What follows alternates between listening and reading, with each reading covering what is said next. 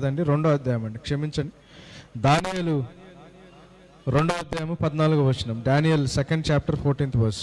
అప్పుడు దానియేలు బబులోనులోని జ్ఞానులను చంపుటకై బయలుదేరిన రాజదేహ సంరక్షకుల అధిపతియగు అర్యోకు దగ్గరకు పోయి జ్ఞానయుక్తముగా మనవి చేసెను. ఎట్లా మనవి చేశాడని ఉందండి? జ్ఞానయుక్త. Daniel replied with great wisdom అని ఉంటుంది. మనం చూస్తా ఉన్నాం, రాజుగారి కళ వచ్చింది. ఆ కళని ఎక్స్ప్లెయిన్ చేసి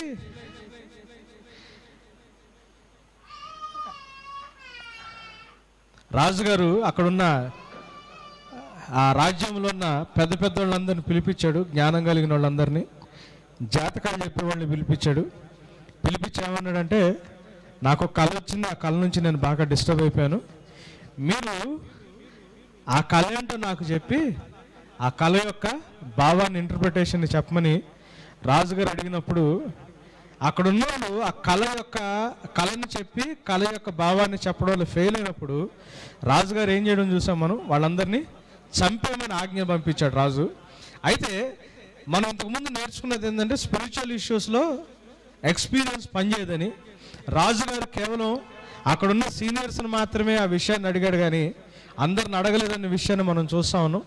సో ఎప్పుడైతే రాజుగారు మిగతా వాళ్ళందరిని చంపేయమని చెప్పి ఆజ్ఞ ఇచ్చాడో, వాళ్ళని చంపేయడానికి ఈ పరిచారకులు ఎప్పుడైతే వచ్చారో, దానియేలు ఏం చేస్తా ఉన్నాడంటే, వాళ్ళకి ఎట్లా సమాధానం చెప్పాడంట?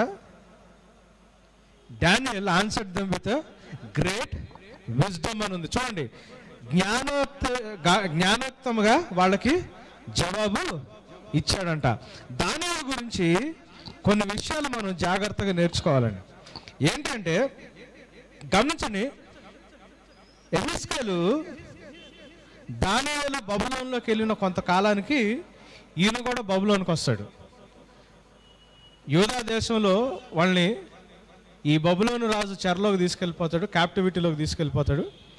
క్యాప్టివిటీలోకి తీసుకెళ్ళిపోయిన తర్వాత ఈ డానియేలు వీళ్ళందరూ ఆ క్యాప్టివ్గా ఉంటున్న టైంలో కొంతకాలం అయిన తర్వాత యెహెజ్కేలు ప్రవక్త ఈ బబులోను రాజ్యంలోకి వస్తాడు.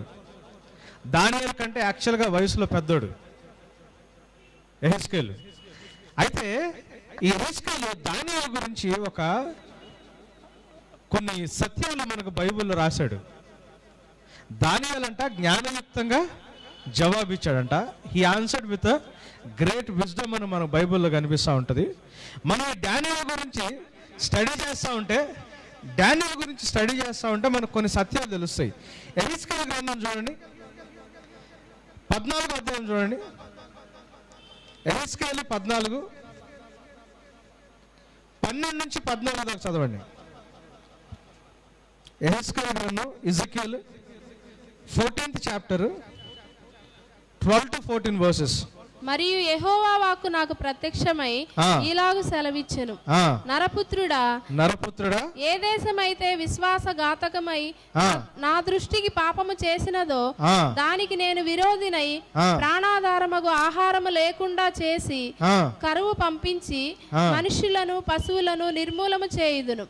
నోవహును, దానియేలును, యోబును ఈ ముగ్గురు అట్టి దేశములో నుండినను వారు తమ నీతి చేత తమను మాత్రమే రక్షించుకొందురు. చూడండి, దేవుడు దేశం మీదకి వచ్చే నాశనాన్ని గురించి ప్రవచనం ఇస్తున్నాడు.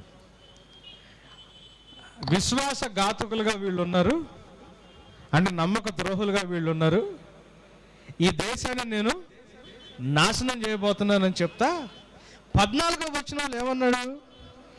నోవహును, దానియేలును, యోబును ఈ ముగ్గురు అటువంటి దేశంలో ఉండినను వారు తమ నీతి చేత తమను మాత్రమే రక్షించుకుందరు అని ప్రభువు యెహోవా వాక్కిచ్చాడు. ఆలోచించండి, దేవుడు హిస్టరీ మొత్తంలో నుంచి ముగ్గురు పేర్లు తీశాడు బయటికి. ఎవరెవరి పేర్లు? నోవహు పేరు తీశాడు, యోబు పేరు తీశాడు, దానియేలు పేరు తీశాడు. మనం జాగ్రత్తగా గుర్తుపెట్టుకోవాల్సింది ఏంటి అంటే, నోవహు, యోబు వాళ్ళు ఇంకా అంతకంటే పురాతనమైన కాలానికి సంబంధించిన వాళ్ళు ఆ టైంలో వాళ్ళు బ్రతికి లేరు. కానీ దానియేలు ఆ టైంలో బ్రతికున్నాడు. ఈ యెహెజ్కేలు 14వ అధ్యాయము దానియేలు గ్రంథము మొదటి 2 వచనాలు 2 అధ్యాయాలు రాయడానికి ఆల్మోస్ట్ 13 సంవత్సరాల తర్వాత ఇది జరిగింది. ఇది చాలా జాగ్రత్తగా గమనించండి. ఈ యెహెజ్కేలు గ్రంథం 14వ అధ్యాయం 14th చాప్టర్ ఎప్పుడు రాశారు అంటే దానియేలు 1st చాప్టర్ 2nd చాప్టర్కి 13 years తర్వాత రాశారు. దానియేలు మొదటి అధ్యాయంలో లేకపోతే 2వ అధ్యాయంలో దానియేలు ఏజ్ ఎంత అని చెప్పాను నేను మీకు? 17 years అని చెప్పాను. ఇంకొక 13 సంవత్సరాలు వేసుకుంటే 30 కదా. అంటే 17 ఏళ్ళప్పుడు దానియేలు ఒక నిర్ణయం తీసుకుని తెలివిగా రాజు దగ్గర జ్ఞానయుక్తంగా మాట్లాడాడు. అక్కడి నుంచి ఇంకొక 13 సంవత్సరాల తర్వాత దానియేలుని ఒక ప్రవక్త బైబిల్లో కోట్ చేశాడు. ప్రవక్త కోట్ చేయడం అంటే పాత నిబంధనలో ప్రవక్తల గురించి నేను మీకు కొన్ని విషయాలు చెప్పా. పాత నిబంధనలో ప్రవక్త చెప్పిన మాట డైరెక్ట్గా దేవుడు చెప్పిన మాటతో సమానం. డైరెక్ట్గా దేవుడే హిస్టరీ మొత్తంలో నుంచి 3 పేర్లు బయటకు తీశాడు. వాళ్ళ నీతిని బట్టి, అంటే వీళ్ళు నీతిమంతులుగా దేవుడు గుర్తిస్తున్నాడు. ఎవరెవరిని? నోవాహును గుర్తించాడు. రెండో ఆయన ఎవరు? యోబును గుర్తించాడు. దేవుడు తీసుకున్న 3లో మోషే లేడు, దావీదు లేడు. మీరు గమనించండి, బ్రతికి లేనోడిని పాతోడిని ఎగ్జాంపుల్కి తీసుకోవడం వేరు, కానీ మనిషి బ్రతికున్నప్పుడు పూర్తిగా యవనస్తుడు కాదు, పూర్తిగా పెద్దోడు కాదు. ఆ టైంలో దావీదు, అవునా? 30 years ఏజ్ ఎట్లా ఉంటుంది అంటే 30-31 years. మనల్ని మరీ చిన్నోళ్ళుగా కన్సిడర్ చేయరు, మనల్ని మరీ పెద్దవాళ్ళుగా కన్సిడర్ చేయరు.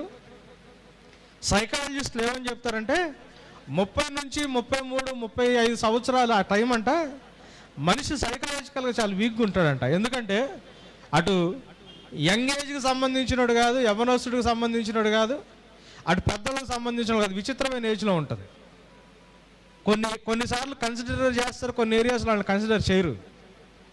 30 ఏళ్ళు ఎవరైనా ఉంటే మీ లైఫ్ గురించి మీరు జాగ్రత్తగా ఆలోచిస్తుంటే 30, 31, 32 ఏళ్ళలో మనకి ఇదే కనిపిస్తుంది. మరి పెద్దోళ్ళలాగా చూడటానికి ఛాన్స్ ఉండదు, చిన్నోళ్ళలాగా చూడటానికి ఛాన్స్ ఉండదు. విచిత్రమైన ఏజ్ అది. చాలా అంటే ఇన్బ్యాలెన్స్డ్గా ఉండే ఏజ్ అంటది. టీనేజ్ వేరు, టీనేజ్ ఏమో లేనిపోయిన అట్రాక్షన్స్కి పడిపోయే ఏజ్. అయితే సైకలాజికల్గా అంటే 28, 29, 30, 31, 32 years ఇది కొంచెం ఇన్బ్యాలెన్స్ ఉండే ఏజ్. అటువంటి ఏజ్లో దేవుడు దానియేలు పేరు బయటకు తీశాడంటే ఆలోచించండి, దానియేలు ఎట్లా అంటాడు? హిస్టరీ మొత్తం నుంచి 3 పేర్లు తీసి ఆ 3లో ఒకడు దానియేలు. ఆ టైంలో దానియేలు అదే దేశంలో జీవించున్నాడు. దేవుడు అట్లా ఎవడని పేరు బయటకు తీస్తే ఒకసారి కాదండి, ఇది యెహెజ్కేలుతో దేవుడు ఒక్కసారి ఈ మాట మాట్లాడలా. కిందకి రండి, 15-16 వచనాలు చూడండి. 15-16 వచనాలు చూడండి.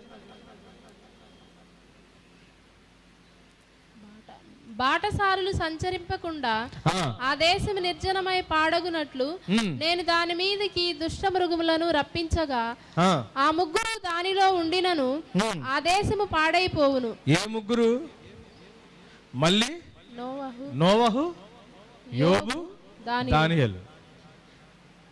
ఇంకొచ్చి కిందకి రండి, 17-18 చదవండి. నేను అట్టి దేశం మీదకి యుద్ధము రప్పించి ఖడ్గమును పిలిచి నీవు ఈ దేశమునందు సంచరించి మనుషులను పశువులను నిర్మూలము చేయమని ఆజ్ఞ ఇచ్చిన ఎడల ఆ 3 దానిలో ఉన్నను నా జీవము తోడు వారు తమ్మును మాత్రమే రక్షించుకొందురు గాని కుమారులనైనను కుమార్తెలనైనను రక్షింపజాలకుందురు. బైబిల్లో మనిషి నీతి చేత, మనిషి క్రియల చేత ఎవ్వరు కూడా దేవుని ఎదుట నీతిమంతులుగా నిలబడలేడని బైబిల్ చెప్తున్న టైంలో వాళ్ళ నీతిని బట్టి వాళ్ళని రక్షించుకోగలిగే అంత నీతి ఉందని దేవుడు ఎవరి గురించి చెప్పాడు? ఆ ముగ్గురులో మీరు స్పెసిఫిక్గా ఆలోచించండి. దానియేలు పేరు దేవుడు బయటికి తీశాడంటే అది దానియేలు జీవించున్న టైంలో. మామూలుగా ఇంకెవరికన్నా అటువంటి ప్లేస్ వస్తే, అట్లాంటి మాట వస్తే భయంకరమైన గర్వం పెరిగిపోద్ది. గాడ్ ఇన్ హిస్ విజ్డమ్, దేవుడు తన జ్ఞానంతో దానియేలుకి గర్వం పెరగదు అని చెప్పి దేవుడు గ్రహించగలిగాడు. ఆలోచించండి దానియేలు పరిస్థితి ఎట్లుందో. పాలకి కూడా ఈ డేంజర్ ఉండింది. పాలకు కూడా అంత గ్యారంటీ లేదు దేవుడి దగ్గర. ఒకసారి చూడండి, కొరింథీయులకు రాసిన 2వ పత్రిక 12వ అధ్యాయం 7వ వచనం చూడండి. కొరింథీయులకు రాసిన 2వ పత్రిక 12వ అధ్యాయం 7వ వచనం. చదవండమ్మా.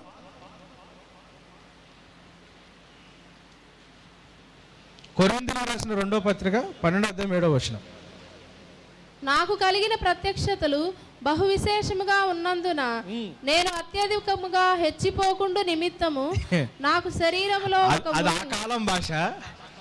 ఈ కాలం భాష అంటే నేను మరీ ఎక్కువగా రెచ్చిపోకుండా ఉన్నట్లు అని. ఇది ఇప్పుడు భాష. అది పౌలు ఏమని రాశాడంటే, దేవుడి గురించిన రెవల్యూషన్ ప్రత్యక్షత నాకు చాలా ఎక్కువ ఉంది, నాకున్న రెవల్యూషన్ బట్టి నేను రెచ్చిపోతానేమో, నాకు గర్వం పెరిగిపోద్దేమోనని దేవుడు సైతాన్ యొక్క దూతను నా దగ్గర తీసుకొచ్చి పెట్టాడు అన్నాడు. అంటే పౌలు సైతం గర్వపడతాడు అని చెప్పి దేవుడు, అంటే పౌలుకు కూడా గర్వపడే డేంజరు ఉంది ఆయన జీవితంలో. కానీ బ్రతికున్న దానియేలు పేరు దేవుడు 3 సార్లు బైబిల్ గ్రంథంలో ఆయన బ్రతుకున్న టైంలో ఎత్తినప్పుడు దానియేలు గర్వపడడు అని దేవుడు అర్థం చేసుకున్నాడు. ఎందుకు దానియేలు గ్రంథాన్ని మనం స్టడీ చేస్తున్నామంటే, we need to understand the character of Daniel. దేవునికి సైతం అంటే ఎంత గొప్పడైనా కానీ, దేవుడే ఆయన గురించి గొప్పగా మాట్లాడినా కానీ వీడికి కళ్ళు నెత్తికెక్కువ అని దేవుడు చాలా క్లియర్గా తెలుసు. పాలకు కూడా ఈ అవకాశం లేదు. పాలకు కూడా ఇది డేంజర్ ఉంది. నేను వీడి పేరు చెప్తే వీడు ఏ టైంలో కూడా రెచ్చిపోవడని దేవుడికి అర్థమైంది. కేవలం నీతి విషయంలోనే కాదండి దానియేలు గురించి దేవుడు మాట్లాడింది. దేవుడు మన పేరు అంత ఖచ్చితంగా చెప్పేంత స్థితిలో మనం ఉన్నావా? దానియేలులాగా నీతి కలిగి ఉన్నా కానీ అని చెప్పి, రవిగాడిలాగా నీతి కలిగి ఉన్నా అటువంటి పేరు సంపాదించుకునేంత స్థితిలో మనం ఉన్నావా? లేము. అప్పటికి 13 సంవత్సరాల నుంచి బానిసత్వంలో ఉంటా, దేవుడికి నమ్మకంగా ఉంటా, దేవుడు అటువంటి గొప్ప గొప్ప దర్శనాలు ఇచ్చి కళలకి అర్థాలు చెప్పి అవతలోడు మైండ్లో ఏ కళ వచ్చిందో కళ కూడా చెబుతుంటే దానియేలుకి ప్రకటన గ్రంథం కంటే ఇంకా మిస్టీరియస్ ట్రూత్, ఇంకా మర్మమైన సత్యాన్ని దేవుడు దానియేలుకి చెప్తా ఉంటే, ఇందాక నేను చదివిన వాక్యం దానియేలు గ్రంథం 7వ అధ్యాయంలో, అది సింహాసనాలు వేయబడి వృద్ధుడు ఒకడు, ఏన్షియంట్ ఆఫ్ డేస్, తండ్రి దేవుడు సింహాసనం మీద కూర్చుని తీర్పు తీర్చడానికి పుస్తకాలు తెరవబడి మండుచున్న అగ్ని కలిగిన అటువంటి ఆ సింహాసనం మీద కూర్చున్న దేవుడిని ఎవరు చూశారు? దానియేలు చూశాడు. అటువంటి దర్శనం కలిగిన దానియేలు 13 సంవత్సరాలు గడిచిపోయినా కానీ తగ్గించుకుని ఎటువంటి గర్వం లేకుండా జీవించగలిగి ఉన్నాడంటే, ఆయన జీవితాన్ని గురించి బ్రతికున్నప్పుడే 30 ఏళ్ళకే దేవుడు ఒక టెస్ట్ మనీ ఇచ్చేసాడంటే, దగ్గర 90 సంవత్సరాలు బ్రతికాడు దానియేలు.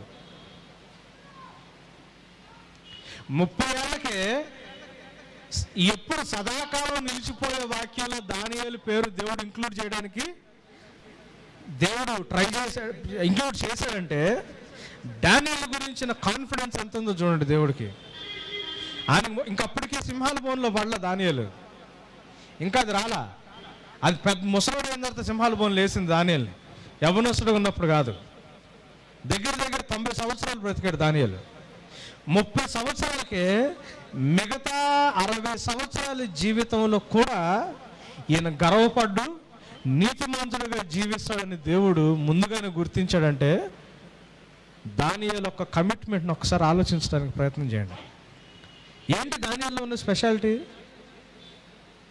వాళ్ళిద్దరంటే యోబు, నోవహు అంటే వాళ్ళ జీవితం అయిపోయింది. వాళ్ళ జీవితం అయిపోయిన తర్వాత దేవుడు వాళ్ళ జీవితం గురించి ఒక స్టేట్మెంట్ ఇచ్చాడు. కానీ దానియేలు జీవితం ఇంకా అవ్వలా, అప్పుడే స్టార్ట్ అయింది. స్టార్ట్ అవుతూనే దానియేలు గురించి దేవుడు అటువంటి స్టేట్మెంట్ ఇచ్చాడంటే ఒకసారి ఆలోచించండి.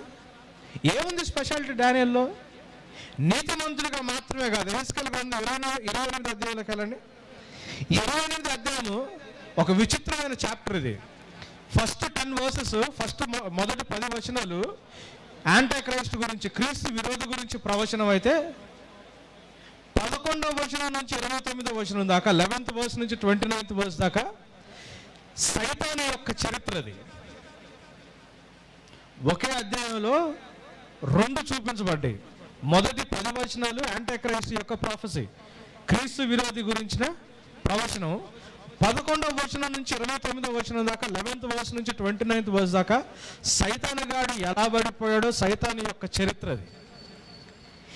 ఈ క్రీస్తు విరోధి గురించి దేవుడు ప్రవచనం ఇస్తా 2-3 వచనాలు చూడండి ఏముంటుందో. యెహెజ్కేలు గ్రంథం 28 2-3 వచనాలు. నరపుత్రుడా, తూరు అధిపతితో ఈలాగు ప్రకటింపుము, ప్రభువు యెహోవా సెలవిచ్చినదేమనగా, గర్విష్ఠుడవై నేనొక దేవతనైనట్టు సముద్రము మధ్యను నేను ఆసీనుడనై ఉన్నాను అని నీవు అనుకొనుచున్నావు. నీవు దేవుడవు కాక మానవుడివై ఉండియు దేవునికి తగినంత అభిప్రాయం కలిగి ఉన్నావు. నీవు దానియేలు కంటే జ్ఞానవంతుడవు. ఆగండి. యెహెజ్కేలు గ్రంథం రాసినప్పుడు దానియేలు బ్రతికే ఉన్నాడు. నువ్వు దానియేలు కంటే జ్ఞానవంతుడు అనుకుంటున్నావు, దేవుని కలిగిన అభిప్రాయం నీకు కలిగి ఉన్నావు అని చెప్పి అంటున్నాడు. బైబిల్లో జ్ఞానవంతుడిగా ఎవరిని చూపించారు తెలుసా? మన రోజు బైబిల్ అందరికంటే జ్ఞానవంతుడు ఎవరు? సొలొమోను. కానీ బైబిల్లో దేవుడు ఎవరి పేరు ఎత్తాడు తెలుసా అందరికంటే జ్ఞానవంతుడని? ఎవరి పేరు ఎత్తాడు? దానియేలు పేరు ఎత్తాడు. బైబిల్ ప్రకారం ద వైజెస్ట్ మ్యాన్ ఎవరో తెలుసా అండి? దానియేలు. నీకు దేవుడికి ఉన్నంత అభిప్రాయం ఉందనుకుంటున్నావు, నువ్వు దానియేలు కంటే జ్ఞానవంతుడు అనుకుంటున్నావని క్రీస్తు విరోధి గురించి ప్రవచనం ఇస్తూ దేవుడు మాట్లాడాడు. నీతి విషయంలో దానియేలు నీ దేవుడు వాడుకున్నాడు. జ్ఞాన విషయంలో కూడా దానియేలు ఎవరు వాడుకున్నారు? దేవుడు వాడుకున్నాడు. ఏంటి దానియేలుకున్న స్పెషాలిటీ? సొలొమోను జ్ఞానవంతుడని మనం అనుకుంటాం, కానీ సొలొమోన్ని దేవుడు ఎక్కడ ఆదర్శంగా తీసుకోలే. సొలొమోను వృద్ధులైన తర్వాత అతని హృదయము అతని తండ్రి హృదయం వలె దేవుని ఎదుట యథార్థంగా లేదు అని బైబిల్లో ఉంది. కానీ దానియేలు గురించి, దానియేలు జీవితం అవ్వకముందే ఈయన జీవితాంతం నాకు నమ్మకంగా ఉంటాడని దేవుడు ముందుగానే గ్రహించి ఆయన పేరుని బైబిల్ గ్రంథంలో రాయించాడు. ఏంటి స్పెషాలిటీ? దానియేలుకున్న విజ్డమ్ ఎక్కడి నుంచి వచ్చింది? మనం దానియేలు విజ్డమ్ కంటే ఎక్కువ సొలొమోను విజ్డమ్ గురించి ఎక్కువ ఎందుకు మాట్లాడుకుంటాం? దానియేలుకి ఆ జ్ఞానం ఎక్కడి నుంచి వచ్చింది?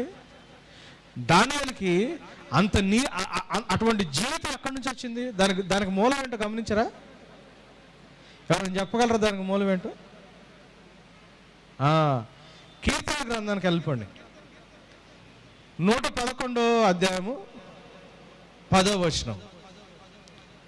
కీర్తనలు 111వ అధ్యాయము 10వ వచనం. యెహోవా యందలి భయము జ్ఞానమునకు మూలము.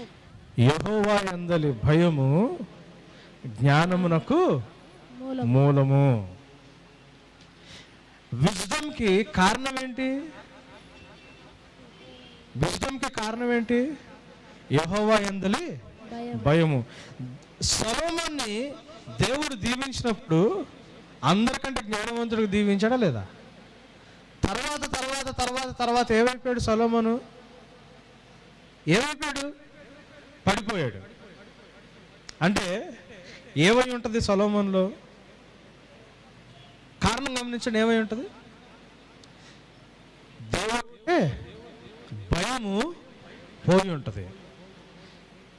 దానియేలు కూడా దేవుడు జ్ఞానం అనుగ్రహించాడు, కానీ దానియేలు జీవితాంతం దేవుడు నిలబడేటట్టు దేవుడు అనే పేరుని ఎత్తి చూపించాడు. అంటే దానియేలు జీవితాంతం ఏం కలిగి జీవించాడు? దేవుడు అంటే భయం కలిగి జీవించాడు. దానియేలులో ఉన్న స్పెషల్ క్యారెక్టర్ ఏంటి తెలుసా అండి? Daniel feared God. Reverential fear అంటారు ఇంగ్లీష్లో.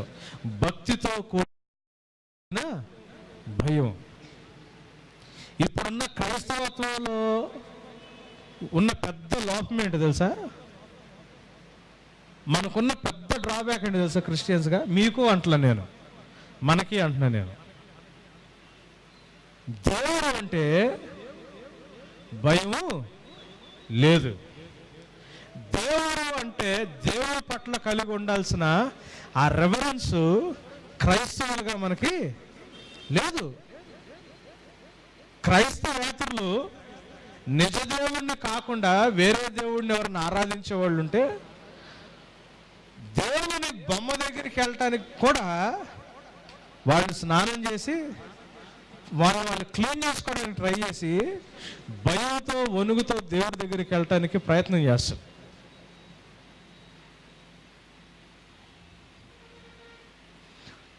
చెప్పులు బయట తీయండి అని బోర్డు పెడితే తప్పితే, అంటే చెప్పులు తీయడం దేవుడికి రెవరెన్స్ ఇవ్వాలని కాదు, బేసికల్గా దేవుడు అంటే భయం అనేది క్రైస్తవుల్లో అసలు లోపించిన పాయింట్. అది దేవుని యొక్క భయం మనకి దేనికి దారి తీస్తుంది? జ్ఞానానికి ఆధారం అవుతుంది. గమనించండి, సామెతల గ్రంథం 9వ అధ్యాయం 10వ వచనం కూడా చూడండి.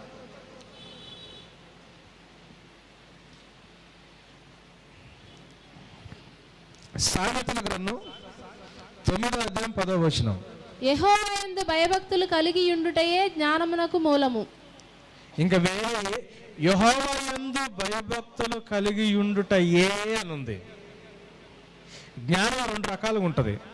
లోకానికి సంబంధించిన జ్ఞానం, దేవునికి సంబంధించిన జ్ఞానం. లోక జ్ఞానం వేరు. యాకోబు పత్రిక 2వ అధ్యాయంలో మీకు అది కనిపిస్తుంది. 2వ అధ్యాయం 3వ అధ్యాయం మీరు దాని ఇంటికి వెళ్ళి దాని గురించి స్టడీ చేయండి.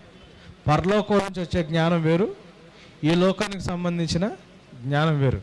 కానీ ఈ లోకానికి సంబంధించిన జ్ఞానంలో దయ్యపు బోధ ఉంటుంది అని చెప్పి బైబిల్లో రాయబడి ఉంది. ఏం బోధ ఉంటుంది ఒకసారి చూద్దాం, ఎందుకని మంచిది. యాకోబు గ్రంథం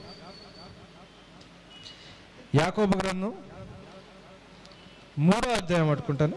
జేమ్స్ 3rd చాప్టర్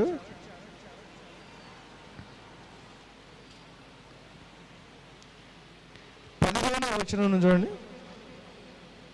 యాకోబు 3:15. ఈ జ్ఞానము పైనుండి దిగి వచ్చినది కాక, అంటే జ్ఞానం పైనుంచి వచ్చింది కదా, వేరే జ్ఞానం కాక భూ సంబంధమైనది, ప్రకృతి సంబంధమైనది, దయ్యముల జ్ఞానము వంటిదియునై ఉన్నది.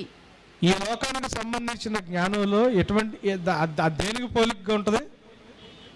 దేనికి పోలిక ఉంటుంది? దయ్యాల జ్ఞానానికి పోలిక ఉంటుంది దానికి. చదవండమ్మా. ఏలయనగా మత్సరమును వివాదమును ఎక్కడ ఉండునో అక్కడ అల్లరియు ప్రతి నీచ కార్యమును ఉండును. అయితే పైనుండి ఒకప్పుడు నేను చాలాసార్లు చెప్తున్నా, 10th క్లాస్లో ఫస్ట్ క్లాస్ రావడం ఎక్కువ, ఇప్పుడు 90% చాలా తక్కువ. అవునా? లోకపరమైన జ్ఞానం పెరుగుతుంది, లోకంలో అల్లరి పెరిగిందా? దౌర్జన్యం పెరిగిందా? వైలెన్స్ పెరిగిందా? నీచ కార్యాలు పెరిగినాయా? పెరిగినా లేదండి. సైన్స్ పెరుగుతూ ఉంది, మనుషులు ఒకళ్ళు చంపుకోవడం పెరిగిందా?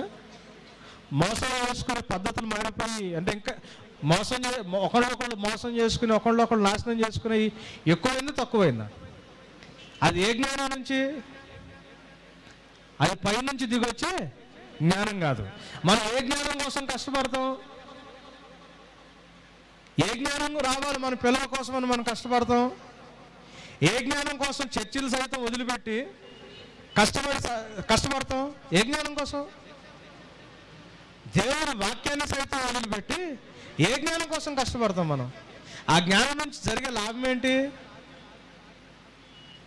మనకి ఇక్కడ బ్రతకడానికి, తినటానికి నీకేమైనా కొంచెం ఉపయోగకరంగా ఉంటుందేమో, కానీ దాంట్లో దయ్యాల గురించిన బాధ ఎక్కువ ఉంటుంది.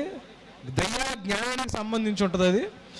అది జ్ఞానం పెరిగే కొంది మనుషులు అన్యాయం అరాజకం పెరుగుద్దే కానీ లోకంలో అశాంతి పెరిగిపోద్దే కానీ, లోకంలో వైలెన్స్ పెరిగిపోద్దే కానీ దేవుని యొక్క నెమ్మది లోకంలోకి రాదు. మనం ఏ జ్ఞానం కోసం కష్టపడతాము? ఈ జ్ఞానం కోసం కష్టపడతాం. కానీ యెహోవాయందు భయభక్తులు కలిగి ఉండుటయే జ్ఞానమునకు ఆధారం. అది ఏ జ్ఞానం? కంటిన్యూ చేయండి అమ్మ. అది అయితే పైనుండి వచ్చు జ్ఞానము మొట్టమొదట పవిత్రమైనది, తర్వాత సమాధానకరమైనది, మృదువైనది. సులభముగా ఎంత చదువుకున్నారు? మేము నిన్న ఇదంతా చర్చ్ సర్దుతా కింద భయంకరమైన ట్రాఫిక్ జామ్. ఏమీ లేదు అక్కడ. వెళ్ళాల్సిన పద్ధతిలో కాకుండా ఎట్టబడితే అట్ట వెళ్ళారు, ఇరుక్కుపోయారు. వెనకాల ఒక స్విఫ్ట్ కారు, అటుపక్క హోండా సిటీ కారు, హోండా సిటీయో హోండా ఎకార్డో కారు. వాళ్ళిద్దరు లెగిసి తనుకోబోతున్నారు. చదువులు పెరుగుతున్నాయి. నేను ఒకసారి ఇక్కడ ఎర్రగడ్డ దగ్గర పెట్రోల్ బంక్ దగ్గర చూసా. ఆటో వాడు బెంచ్ కారులో ఉన్నాడు, ఇద్దరు అనుకుంటున్నారు. ఆ టైం పెట్టుకుని ఉన్నాడు, ఈ కాకి చొక్కా వేసుకుని ఉన్నాడు, ఇద్దరు కొట్టుకుంటున్నారు. లోకం చదువుకున్నారా లేదా అని ఆలోచిస్తా ఉన్నా. జ్ఞానం లేదో చదువుకున్నారా లేదా అంటా ఉన్నా, కానీ బైబిల్లో లోక జ్ఞానం మనుషుల్ని బాగు చేయదు. మా వాడు ఎంత చదువుకున్న ఆమ్యం ఉందండి. పెద్దవాళ్ళు అంటే మర్యాద లేదంటే సమాధానకరమైన జ్ఞానం ఎక్కడి నుంచి వచ్చుద్ది? పుస్తకాల నుంచి వచ్చుద్దా? అది ఎక్కడి నుంచి రావాలా? పది నుంచి రావాలా? పవిత్రత మనుషుల్లో పెరగాలంటే ఆ జ్ఞానం ఎక్కడి నుంచి రావాలా? పిహెచ్డీ చేసి వచ్చుద్దా? మనుషులు చంపడానికి బాంబులు తయారు చేసేది చదువు రానోడా బాగా చదువుకునేవాడా? అవునా కదండి? బాగా చదువు ఎక్కువైతేనేగా బాగా డెవలప్డ్ బాంబు తయారయ్యేది. ఎక్కడుంది జ్ఞానం వల్ల ఉపయోగం ఏంటి?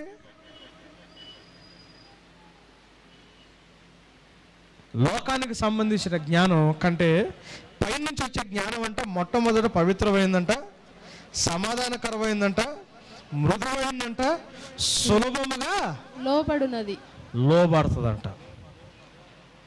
లోక జ్ఞానం పెరిగితే అహం పెరిగిపోయి, ఈగో పెరిగిపోయి మనం ఇట్లా తయారవుతాము. పైనుంచి జ్ఞానం పెరిగే కొంది ఇంకా ఇంకా దేవునికి ఏమవుతాము? లోబడతాము.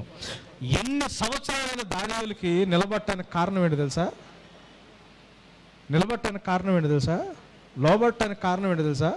దానియేలు దేవుని పట్ల భయం కలిగి ఆ భయంతో సంపాదించుకున్న జ్ఞానం దానియేలుది.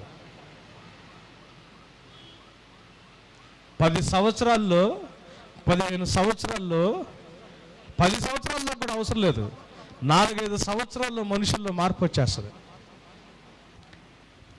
5 సంవత్సరాల క్రితం 6 సంవత్సరాల క్రితం ఉన్నోడు ఇప్పుడు వేరుగా కనిపిస్తాడు. ఉద్యోగం రాగానే, చదువుకోగానే, పిహెచ్డీలు చేయగానే, డాక్టర్లు అయిపోగానే మనుషులకి తేడా వచ్చేస్తుంది, అహం పెరిగిపోద్ది. లోకానికి సంబంధించిన జ్ఞానం మనల్ని మెడలు వంగని వారిగా చేస్తే, పైన నుంచి వచ్చే జ్ఞానం ఏం చేస్తుంది? మనల్ని సులువుగా లోబడేటట్టు చేస్తుంది. దేవుని యొక్క డిసిప్లిన్కి లోబడటం చేతగాట్లేదు అంటే దానికి కారణం మనకున్న జ్ఞానం కూడా అని చెప్పి జాగ్రత్తగా గమనించుకోవడం మంచిది. పేరెంట్స్గా సమాధానం లేకుండా అరాచకం పెరిగే జ్ఞానంలో మన పిల్లల్ని పెంచుతా. నా కొడుకు పెద్దోడు అయిన తర్వాత, నా కూతురు పెద్దదైన తర్వాత ఆడు మాట అంటలేదు, ఇంట్లో సమాధానం లేదు, లోకంలో సమాధానం లేదు, నా జీవితంలో సమాధానం లేదని ఏడుస్తారు. పిహెచ్డీల కోసం, డాక్టరేట్ల కోసం పిల్లలు చదివించి డబ్బులన్నీ దానికోసం ఖర్చు పెడతారు. నా కుమారుడు హితోపదేశమును వినుము కదండి, ప్రసంగి 12:12. తల్లిదండ్రులందరికీ ఇది బట్టి బైహార్ట్ వస్తే చాలా మంచిది. పుస్తకములు అనేకము రచించబడిన వాటికి అంతం లేదు, అధికమైన విద్యాభ్యాసము శరీరానికి ఆయాస్కరం. వింటాము, చెప్తాము, సంఘంలో ఇక్కడ వదిలేస్తాం, ఇంటికి వెళ్ళిపోయి దేని గురించి ఆలోచిస్తాం మనం? మన కెరియరు, మన ఉద్యోగం, మన చదువు, మన మార్కులు, మన పర్సంటేజ్, మన ప్రమోషన్లు, మళ్ళీ ఇయ్యే మన ఆలోచన అంతా. ఇక్కడనేది ఇక్కడే వదిలేసి వెళ్ళిపోతాం. కారణం ఏంటి తెలుసా అండి? దేవుడు అంటే భయం ఉండదు మనకి. బేసికల్గా దేవుడు నమ్ముకున్న వాళ్ళే కానీ అందరం దేవుడు అంటే భయం భక్తి కలిగిన వాళ్ళం కాదు. మనం అందరం దేవుడి పట్ల అటువంటి రెవరెన్స్ మనకు పనిచేయదు. చెప్పేదంటాము, ఇంటికి వెళ్ళిన తర్వాత మన గోళం మందే. చూడండి, కీర్తన గ్రంథం చూడండి. కీర్తన గ్రంథం 76వ అధ్యాయం 4-7 వచనాలు చూడండి. 4th and 7th verses. Proverbs 76th chapter. Sorry కీర్తనలు, సామ్స్, కీర్తన గ్రంథం 76 4వ వచనం 7వ వచనం. దుష్ట మృగములుండు పర్వతముల సౌందర్యము కంటే నీవు అధిక తేజస్సు గలవాడవు. చదవండి. నీవు భయంకరుడు, నీవు కోపపడు వేళ నీ సన్నిధిని నిలువగలవాడెవడు? నీవు తీర్చిన తీర్పు ఆకాశములో నుండి వినబడచేసితివి. దేశములో శ్రమ నొందిన వారిని అందరినీ రక్షించుటకై న్యాయపు తీర్పునకు దేవుడు లేచినప్పుడు భూమి భయపడి ఊరకుండెను. దేవుడు తీర్పు తీర్చేవాడు. ఆయన ఒకని తగ్గించును, ఒకరిని హెచ్చించును. బైబిల్ చూడండి, కీర్తనలు 75 76 కదండి. కీర్తనలు 76. నీవే భయంకరుడవు, నేను కోపపడు వేళ నీ సన్నిధిని నిలవగలవాడు ఎవడు అని ఉంది. దావీదు కీర్తన రాస్తా ఏమంటున్నాడంటే, ప్రభా నీకు నువ్వే భయంకరుడివి, నువ్వు కోపపడితే నీ ముందు నిలబడగలిగేవాడు ఎవడు అన్నాడు. జీవితంలో దేవుడితో కాకుండా ఇంకా ఏ విషయంలో అయినా మనం భయపడితే మనం గుర్తుపెట్టుకోవాల్సింది ఏంటి అంటే మనం డిసెప్షన్లో ఉన్నామని. ఇక్కడ కీర్తనకారుడు ఏమంటున్నాడంటే, దుష్టమృగముల నుండి పర్వతముల సౌందర్యము కంటే నీవు అధిక తేజస్సు గలవాడు ప్రభా. నేనే భయంకరుడవు, నువ్వు కోపపడే వాళ్ళ నీ సన్నిధిని నిలవగలవాడెవడు? ప్రభా, భయంకరమైన తేజస్సు కలిగిన దేవుడు నువ్వు. పర్వతాల కంటే, ఈ లోకంలో ఉన్న సృష్టి కంటే నువ్వు చాలా గొప్పగా ఉండేవాడివి. నీకు చాలా యూఆర్ ఎ గ్లోరియస్ గాడ్. నువ్వు కోపపడితే నీ ముందు నిలవగలేవాడెవడు? నా జీవితం నీ ముందు నేను సరి చేసుకుంటాను అని చెప్పి దేవునికి మాత్రమే భయపడగలగడం అనేది నిజమైన విశ్వాసి యొక్క లక్షణం. మన జీవితంలో దేవుడు కాకుండా ఇంకా ఏ రకమైన భయం ఉన్నా కానీ మనం ఏమని గుర్తుపెట్టుకోవాలంటే మనం ఎక్కడో డిసెప్షన్లో ఉన్నామని. ఇఫ్ యూ థింక్ దట్, అంటే నిన్ను భయపెట్టేది దేవుడు కాకుండా ఇంకెవరైనా ఉంటే, నేను భయపెట్టేది దేవుడు కాకుండా ఇంకెవరైనా అయితే, ఆ భయపెట్టాలనే విషయంలో నువ్వు డిసెప్షన్లో ఉన్నాను గుర్తుపెట్టుకోవాలా, మోసంలో ఉన్నాను గుర్తుపెట్టాలా. దానివల్లకి రాజుగారి ఆజ్ఞ ఒక పక్క ఉంది. రాజుగారి ఆజ్ఞని ధిక్కరిస్తే రాజుగారు చంపేస్తారనే డేంజర్ ఉంది, ఒక పక్క రిస్క్ ఉంది. దానియల్కి రాజుగారు చెప్పిన పని చేయకపోతే ఏమైపోతాడు? చచ్చిపోతాడు. కానీ దానియలు ఎవరిని బట్టి భయపడుతున్నాడు? రాజుగారు పెట్టిన భోజనం తినకపోతే, రాజుగారు ఇచ్చిన యాక్సెప్ట్ చేయకపోతే భయం లేదా? చంపాడా? చంపేస్తాడు. రాజు దగ్గరికి వెళ్ళి నీ కళ నేను చెబుతాను, నాకు కొంచెం టైం అయ్యింది దాని అడిగినప్పుడు, దేవుడు అని గ్యారంటీ ఇచ్చాడు, నీ కళ నేను చెబుతాను ముందు చెప్పేసిన రాజుకని ఇవ్వలా. దేవుడు చెబుతాడని గ్యారంటీ ఉందా దానియలకి? సింహాల బోన్లో పడేస్తే దేవుడు రక్షిస్తాడని చెప్పి దానియలకి అని గ్యారంటీ ఉందా? నువ్వు భయపడక దానియలు అని నేను పడేస్తారు, కానీ నేను సింహాల నోరు నేను మూసేస్తానని చెబితే నవ్వుకుంటూ దూకేవాడు సింహాల బోన్లోకి. సింహాల బోన్లో పడేసేప్పుడు దానియలకి ఏమైనా గ్యారంటీ ఉందా? లేదు. అగ్నిగుండంలో పడేసినప్పుడు షద్రక్ మేషక్ అబేద్నెగో గ్యారంటీ ఉందా దేవుడు రక్షిస్తాడని? లేదు. చచ్చిపోతామని వాళ్ళకి భయం లేదా? ఎవరికి భయపడ్డాడు? గమనించండి. If there is anything that you fear apart from God, know that you are in a deception. మన దేవుడికి కాక ఇంకా ఎవరికి భయపడినా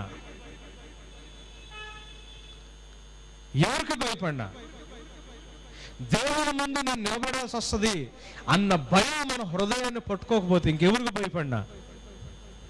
నేను డెలిబరేట్గా మాటలు పడుతున్నాను. మీ తల్లిదండ్రులకు కావచ్చు, మీ చదువు కావచ్చు, మీ కెరియర్ కావచ్చు, మీ భాషలు కావచ్చు, ఎవరైనా కావచ్చు, దేవుడి కంటే ఎక్కువగా భయపడాల్సి వచ్చిన పరిస్థితి వస్తే, దేవుని చిత్తాన్ని నెరవేర్చడానికంటే ఎక్కువ భయపడాల్సిన పొజిషన్ వస్తే, అటువంటి పొజిషన్లో ఉంటే మీరు నేను దేంట్లో ఉన్నట్టు? డిసెప్షన్లో ఉన్నట్టు. If there is anything that frightens you more than the presence of God, దేంట్లో ఉన్నట్టు? 17 ఏళ్ళకి రిస్క్ తీసుకున్నాడండి దానియేలు చచ్చిపోవడానికి. 30 సంవత్సరాలు వచ్చిన రిస్క్ తీసుకునే ధైర్యం మనకు రాదు. ఎందుకు? అయ్యో ఈ ట్యూషన్ క్లాస్కి వెళ్ళకపోతే మావాడికి రేపు మార్కులు ఎన్ని వస్తాయో,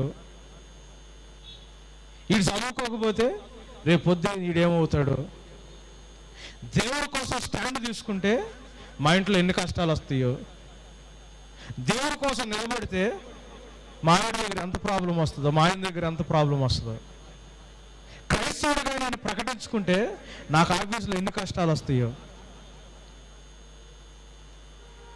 దేవుడి చిత్తం కోసం నిలబడటానికి రిస్క్ తీసుకోవడానికి మనం దేవుడి తప్పితే ఇంకా వేరే ఏదైనా భయపెట్టేది మన జీవితంలో ఉంటే తల్లిదండ్రులు సన్మానించకూడదా?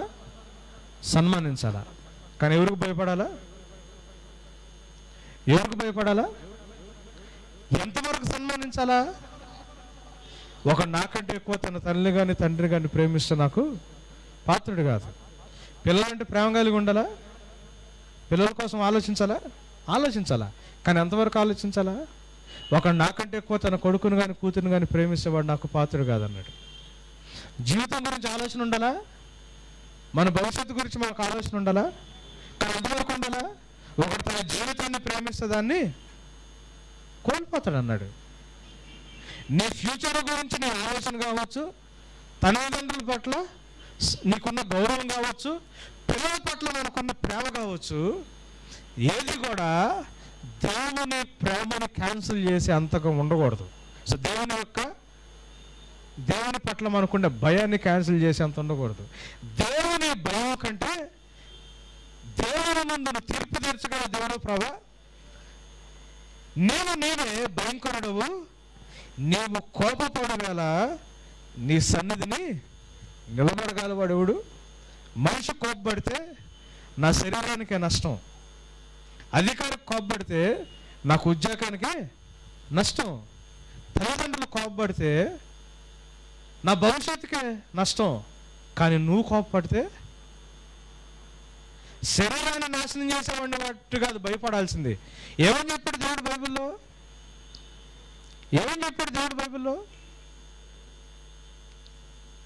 దేవుడు కాక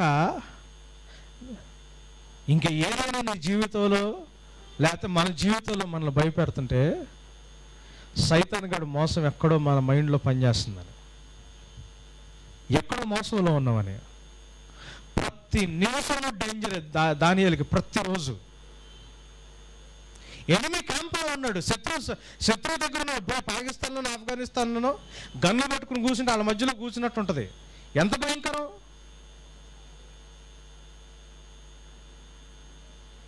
సమయం వచ్చినప్పుడు తీసుకుందాం స్టాండ్. ఆ టైం ఎప్పటికీ రాదు. నాకు ఇంకా అంత ఏజ్ రాలేదు, ఇంకా మా వాళ్ళకి అంత వయసు రాలేదు.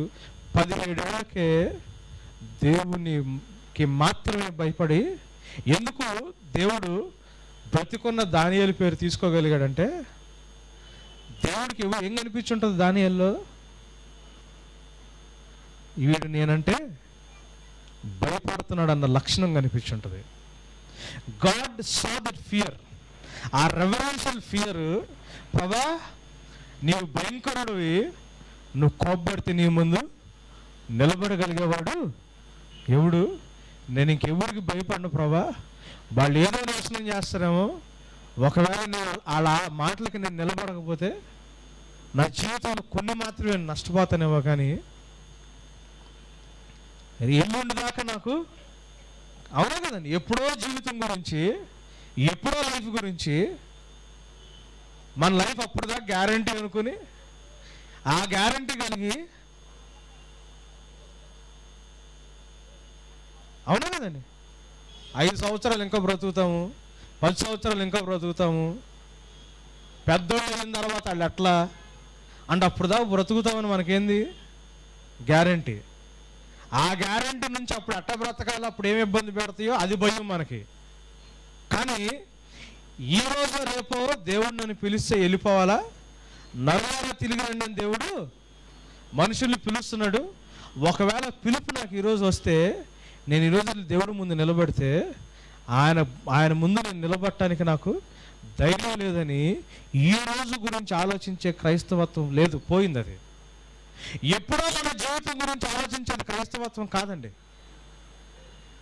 ఈ రోజు దేవుని ముందు నీ స్టాండ్ నా స్టాండ్ ఎట్లుందో ఆ విషయంలో భయపడేదే క్రైస్తవత్వం, యాక్చువల్ క్రైస్తవత్వం.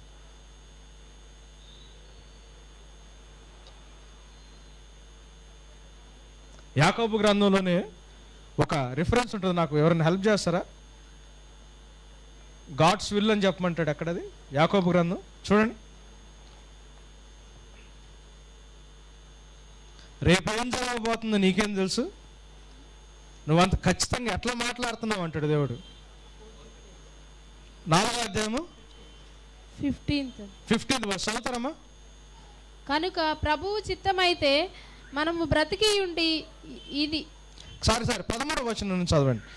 ఎవడైనాను నేడైనను రేపైనను ఒకానొక పట్టణముకు వెళ్ళి అక్కడ 1 సంవత్సరం ఉండి వ్యాపారము చేసి లాభము సంపాదించము రండని చెప్పుకొని వారులారా, రేపేమి సంభవించునో మీకు తెలియదు, మీ జీవం ఏ పాటిది. దేవుడు ఇక్కడ కేవలం చెప్పుకునే వాళ్ళ గురించి మాట్లాడుతున్నాడు, ప్లాన్ చేసే వాళ్ళ గురించి కాదు. మనం పలానా ఊరు వెళ్దాము, పలానా ఉద్యోగం చేద్దాము, లైఫ్ ఇట్లా సెటిల్ చేసుకుందాము, ఇట్లా ప్లాన్ చేసుకుందామని చెప్పుకునే వాళ్ళారా? ఏమంటున్నాడండి? మీ జీవం ఏ పాటిది, మీరు కొంతసేపు కనబడి అంతలో మాయమైపోవు ఆవిరి. అక్కడ మీ ఫ్యూచర్ అంతా సెక్యూర్డ్గా ఉంటుంది, నేను నిన్ను రాజులాగా ఉంచుతాను, మంచి ఉద్యోగం ఇస్తాను, కాబట్టి 14 సంవత్సరాలు 20 సంవత్సరాలు ప్లాన్ చేసుకుని బాగా జీవితాన్ని అనుభవించండి, కష్టాలు ఒకవేళ వస్తే నా దగ్గర రండి, అప్పులైతే నా దగ్గర రండి, నేను తిరుగుతానని దేవుడు ఎక్కడ చెప్పలా. అట్లా లేదు బైబిల్లో. ఏమన్నాడు చూడండి అక్కడ, చదవనమ్మా. రేపేమి సంభవించునో మీకు తెలియదు. మనం ఎన్ని సంవత్సరాలు ప్లాన్ వేస్తాము? పంచవర్ష ప్రణాళిక అని, 5 years ప్లాన్ అని, ఇండియన్ కాన్స్టిట్యూషన్ రాసినప్పుడు మొదలు పెడితే ఆ ప్లాన్ వేసి 60 సంవత్సరాలు దాటిన తర్వాత భయంకరమైన అప్పులో పడిపోయింది ఇండియా. మహా మేధావులు ప్రణాళికని, ప్లానింగ్ కమిషన్ పెట్టి బాగా చదువుకున్న వాళ్ళందరూ కూర్చుని, ఐఏఎస్లు కదండి, పెద్ద వాళ్ళందరూ కూర్చుని 5 year ప్లాన్ వేసి భారతదేశం ఎక్కడికి వెళ్ళింది? లాభంలోకి వెళ్ళిందా, అప్పుల్లోకి వెళ్ళిందా? అప్పుల్లోకి వెళ్ళింది. ఎన్ని సంవత్సరాలు ప్లాన్ వేసుకుంటున్నారు జీవితాల గురించి? ఎప్పుడు జరగబోయే దాని గురించి భయం మనకి? దేని గురించి భయపడేది మీరు? దేని గురించి మనం భయపడేది? ఏమన్నాడంటే, రేపేమి సంభవించునో మీకు తెలియదు, మీ జీవం ఏ పాటిదో, మీ బ్రతుకు దినములన్నీ, మీ జీవం ఏ పాటిది, మీరు కొంతసేపు కనబడి అంతలో మాయమైపోయే ఆవిరి వంటి వారు. కనుక ప్రభువు చిత్తమైతే మనము బ్రతికి ఉండి ఇది అది చేతమని చెప్పుకొనవలెను. చెప్పుకునే దాంట్లోనే జాగ్రత్త అంటున్నాడు బైబిల్లో. నేను ఇది చేస్తాను అంటే పాపం తెలుసా అండి? దేవుని చిత్తం అయితే నేను చేద్దాము అనేది వాక్యానుసారమైన మాట. పలానా రోజు ఈ పని చేసేద్దాం, పలానా టైంలో ఇది చేసేద్దాం అని మనం ప్లాన్ చేసుకుని మనం దాన్ని డిక్లేర్ చేస్తున్నాం అనుకోండి, నీ జీవానికి అధికారి ఎవరు? దేవుడు. ఆయన అడిగావు అప్పుడు దాకా నువ్వు బతుకుంటావని? నేను ఇట్లా అంటున్నా, నన్ను ఏమనుకోవద్దండి. మీ పిల్లలు ఎప్పుడు దాకా బ్రతుకుంటారు మీకు తెలుసా? మీ పిల్లలు ఎప్పుడు దాకా బ్రతుకుండాలని మనం ప్లాన్ చేస్తున్నాం అంటే మీ పిల్లల మీద అధికారం ఎవరు? దేవుడా మీరా? దేవుడైతే ఎట్లా ప్లాన్ చేస్తాం వాళ్ళ ఫ్యూచర్ని? మీ జీవితానికి అధికారం ఎవరు? మన జీవితానికి అధికారం ఎవరు? మన జీవితం గురించి ప్లాన్ చేసేటప్పుడు మనం చేసుకుంటున్నాం, దేవుడి గురించి ఆలోచిస్తున్నాం. ఎవరు అధికారి మన జీవితానికి? ఆలోచించండి. రేపు దాకా ఉంటామని గ్యారంటీ ఉందా? ఎప్పుడో జరగబోయే దాని గురించి ఇప్పుడు భయపడితే, ఎప్పుడో జరగబోయే దాని గురించి ఇప్పుడు ప్లాన్ చేసుకుని ఈరోజు దేవుని సన్నిధిలో నిలబడటానికి, దేవుని చిత్తాన్ని చేయడానికి వెనకాడామనుకోండి, వాక్యానికి వ్యతిరేకంగా ఉంటే ఉండే మనం బాగానే ఉన్నాం అనుకుంటే అదేంటది? మోసమా కదా? డిసెప్షనే కదా? వాక్యానుసారంగా లేకుండా నేను బాగానే ఉన్నాను అనుకుంటే దాన్ని ఏమంటారు? డిసెప్షన్ అంటారా అనరా? అది మోసం. నువ్వు భయంకరుడు ప్రభా, నువ్వు కోపడినప్పుడు నీ ముందు నిలబడేవాడు ఎవడు? ఒకవేళ ఈ రోజు వస్తాను నీ దగ్గరికి, ఈరోజు ఒకవేళ నీ దగ్గరికి వస్తే నేను నిలబడే అర్హత నా దగ్గర లేదు, ఈరోజు నా జీవితాన్ని నేను సరి చేసుకుంటానని చెక్ చేసుకోవడం కాదు. నాకు ఇంత టైం ఉంది, ఈ టైం లోపల సెట్ అవుతాయి, టైం తీసుకుందాం, నిదానంగా చూసుకుందాం, అయ్యే సెట్ అవుతాయి ఇష్యూస్ అని కూర్చునే వాళ్ళు ఎంతమంది లేవు మనలో? అంటే మన జీవితానికి మనమే ఆదరణమా? ఎన్ని రోజులు బ్రతుకుతామో, ఎలా బ్రతుకుతామో, ఎలా బ్రతకగలమో మనం డిసైడ్ చేసేసుకుని మనం డిజైన్ చేసుకోగలమా? చేసుకోగలుగుతున్నామంటే మనం మోసంలో లేవా? చేసుకునే ధైర్యం మనకు వచ్చిందంటే ఏం పోయింది మనలో? ఏం పోయింది? దేవుడిని ఎప్పుడైతే మీరు మీ డమ్మముల ముందు అతిశయపడుతున్నారు, అతిశయం అంతయు చెడ్డది. ఎంత క్లియర్ మాట చూడండి.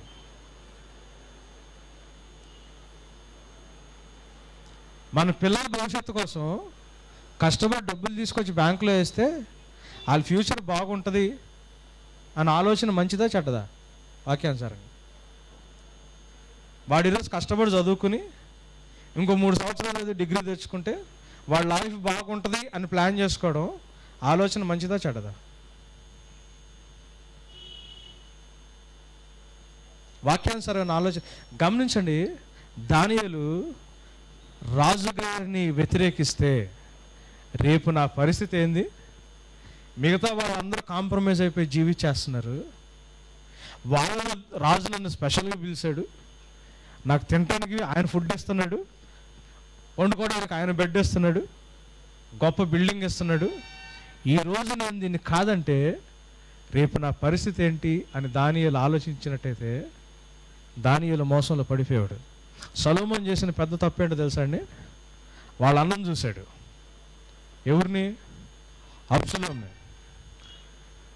ఇప్పుడు రాజకీయ నాయకులు మనం చూస్తుంటాం కదా, జనానికి బాగా క్లోజ్ అయ్యి మంచి కరిజ్మా ఉండి జనాల్లో పిల్లల్ని ఎత్తుకుని ముద్దులు పెట్టుకుని పెద్దలను వాటేసుకుని, ఈ క్యారెక్టర్ మనకు బైబిల్లో ఎప్పుడో కనిపించింది. ఎవరి దగ్గర కనిపించింది తెలుసా? అబ్షలోము ఇట్లాంటోడే. దావీదు అంటే ఇష్టపడే రాజ్యంలో దావీదుకున్న కరిస్మాని కొట్టేశాడు అబ్షలోము. తెలుసా అండి? అబ్షలోము ఇప్పుడు రాజకీయ నాయకుల్లో కనిపించే క్యారెక్టర్లన్నీ కనిపిస్తాయి. అటువంటి రాజకీయ నాయకులు చూసి మనం చాలా గొప్పలు అనుకుంటాం. పిల్లల్ని ఎత్తుకుని ముద్దులు పెట్టుకుని దగ్గరికి వచ్చి వాటేసుకుని అది చేసి ఇది చేసి. ఇది ఎప్పుడూ అబ్షలోములో ఉంది. అప్పటి నుంచే ఉంది రాజకీయ చరిత్ర.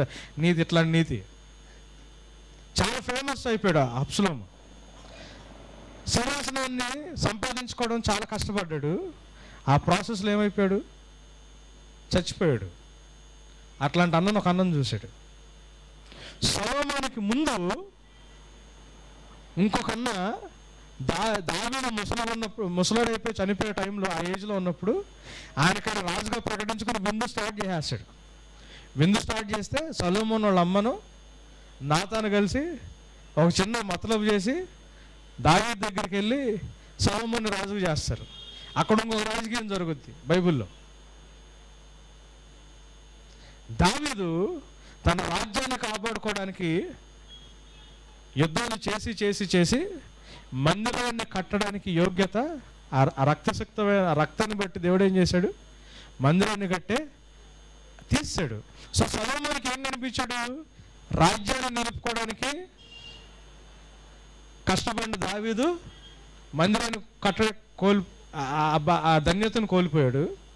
రాజ్యం కోసం లోకరీతి అంటే ఇంకా బాగా ట్రై చేసిన అన్న దాన్ని నిలబెట్టుకోలేకపోయాడు, ఇంకొకన్న దాన్ని పొందుకోలేకపోయాడు. నా చేతికి రాజ్యం వచ్చింది, ఇది చిన్నప్పటి నుంచి కష్టం తెలియదు, మన పిల్లలను కూడా మనం అంతా పెంచుతాము, ఆడు కనీసం పరిగెత్తడం రాదు, నడవడం రాదు, ఏడవడం రాదు, ఏం కష్టం తెలియదు. నాకు డిగ్రీలో వచ్చిన తర్వాత డీడీ కడతాం నాకు చేతకాల, బ్యాంక్కి వెళ్తే ఏదైనా ప్రతిఫలం రాని చేసేవాడు. ఏం పని చెప్పం, ఏం కష్టం తెలియకుండా పెంచేస్తాము. అన్నీ తీసుకొచ్చి అట్లా పెరిగాడు సొలొమోను, రాజు అయిపోయాడు, జ్ఞానం వచ్చింది, దేవుడు జ్ఞానం ఇచ్చాడు. మరి ఏమనుకున్నాడు, దేవుడు చెప్పినట్టు వెళ్తే శత్రువులు చంపాల్సి వచ్చింది, చంపితే మా నాన్నకు వచ్చిన పరిస్థితి నాకు పట్టుద్ది అనుకున్నాడేమో. ఆయన ప్రశాంతంగా జీవించడానికి, శత్రువుల భయం నుంచి దూరంగా ఉండటానికి దేవుడు ఎవరితో అయితే సంబంధం పెట్టుకోవద్దన్నాడో వాళ్ళందరితో సంబంధాలు పెట్టుకుని వాళ్ళ అమ్మాయిలందరినీ పెళ్లి చేసుకున్నాడు. తన జీవితాన్ని సెక్యూర్డ్గా ఉంచుకోవడం కోసం కూడనోళ్ళతో సంబంధాలు పెట్టుకున్నాడు, వెళ్ళకూడని ప్రదేశాలకు వెళ్ళాడు, తిరగకూడనోళ్ళతో తిరిగాడు. ఇప్పుడు మంది అదే ప్రాబ్లము. ఎవరో జీవితం చూసి ఆ జీవితం నాశనం అయిపోయి చూసి, ఇంకెవరో గొప్పని చూసి, వాడి జీవితం పనికొచ్చే విధానాన్ని చూసి, నా పిల్లలు నేను కూడా అలానే చదువుకుంటే అలాంటి కోర్సులు చేస్తేనే లైఫ్లో నాకు సెక్యూరిటీ ఉంటుంది, నేను జీవితంలో స్థిరపడతాను అనుకుని మన జీవితాన్ని కూడా అట్లానే స్థిరంగా చేసుకుని, దేవా నిన్ను మాత్రం నేను నమ్ముతున్నాను అని జీవితం. ఏ నమ్మకం అది? ఎలాంటి నమ్మకం అది? అవి కూడా వాళ్ళతో కాంప్రమైజ్ అయిపోయి చేయాల్సిన పనులు కాకుండా చేయకూడని పనులు ఎక్కువైపోయి దుష్ట ఆలోచన చొప్పున పాపన మార్గమున నిలవక, అపహాసకులు కూర్చున్న చోటు కూర్చుండక, సహవాసంలో సమయం కంటే లోకంలో జీవితాన్ని బాగా జీవించడానికి లోకంలో ఉపయోగపడే వాళ్ళతో సహవాసం ఎక్కువైపోయి దేనికి భయపడుతున్నాం మనం? రేపు దాకా ఎంతమందికి గ్యారంటీ ఉంది? ఎవరికి గ్యారంటీ లేదు. గ్యారంటీ లేదో మనకు తెలిసి మరి ఎన్ని రోజులు ప్లాన్ వేసుకుంటున్నాము? ప్రభా, నువ్వు కోప్పడితే నీ ముందు నిలబడగలిగేవాడు ఎవడు? ఈరోజు నేనున్న స్థితిలో నువ్వు చూస్తే నీ కోపమేగా నా మీద మిగిలేది. నేనున్న స్థితిలో నీ ముందు వచ్చి నిలబడితే దేవుడికి నా మీద ఏమొస్తుందండి? కోపం వస్తుంది. దాన్ని సరి చేసుకునే భయం లేదు, కానీ ఫ్యూచర్లో ఎప్పుడో ఏదో జరగబోయే దానికోసం ఇప్పుడు మనం సరి చేసుకోవడానికి మనం భయపడి మన జీవితంలో మన నిర్ణయాలు తీసుకుంటే మనం సత్యంలో జీవిస్తున్నామా, మోసంలో జీవిస్తున్నామా? దేనికి జీవిస్తున్నాము?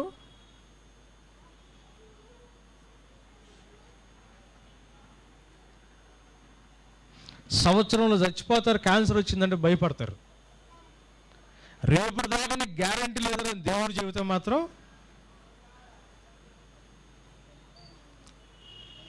టీవీలో సీరియల్ పెట్టుకుని సీరియల్ చూస్తారు భయం లేకుండా. కానీ మనం ఎవరు నమ్ముతున్నట్టు?